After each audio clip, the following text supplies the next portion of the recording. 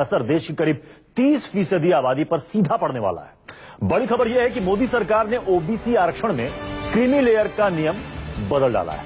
OBC category के अंदर आने वाले लोगों में से बड़ी संख्या में अब लोगों को ओबीसी आरक्षण का लाभ नहीं दिया जा रहा है, क्योंकि केंद्र ने ओबीसी क्रीमी लेयर की परिभाषा बदल डाली है। इसका सबसे पहला असर सिविल सर्विस की परीक्षा पास कर चुके उन 314 ओबीसी छात्रों पर पड़ा है, जिनमें से कई छात्रों को अब सरकार ने ओबीसी कोटे के तहत आरक्षण देने से मना कर दिया है। ऐसे दर्जनों छात्रों का नाम डीओपीटी को भेजी गई लिस्ट में से गायब है, जिन्होंने ओबीसी आरक्षण के तहत परीक्षा पास की थी।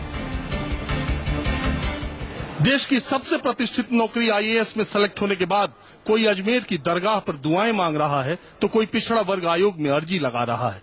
ओबीसी कैटेगरी में सेलेक्ट हुए कुछ छात्रों का भविष्य अधर में लटक गया है। सबसे अचरज की बात तो ये कि कुछ ओबीसी कैटेगरी के छात्र ऐसे भी हैं जो मोदी सरकार के फैसले से बेरोजगार हो जाएंगे। हम आपको बताएं कि हुआ क्या है, उससे पहले ये बताते हैं कि पूरा मामला क्या है।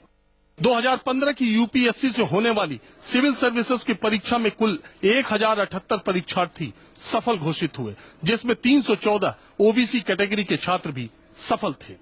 यूपीएससी ने सफल हुए छात्रों की लिस्ट केंद्रीय कार्मिक मंत्रालय को सर्विस अलॉटमेंट के लिए भेज दी, जैसा आज तक होता आया है।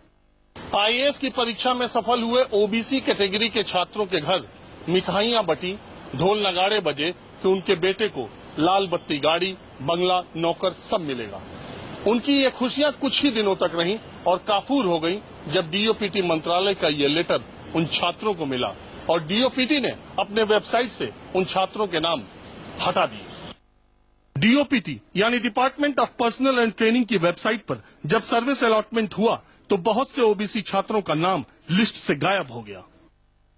जैसे मैं आपको दिखाता हूँ, 345 नंबर की जो मेरिट लिस्ट में जिसका नाम था 345 मेरिट लिस्ट के बच्चे को यहाँ पे सर्विस अलॉट की गई है, वो आईआरएस अलॉट हुई है। 300 इसके बाद 346 नंबर का जो इसमें उम्मीदवार है जो पिछड़े वर्ग से आता था, जिसको क्रीमी लेयर की वजह से बाहर कर दिया गया, उसका मेरिट लिस्ट में नाम कतई नहीं है।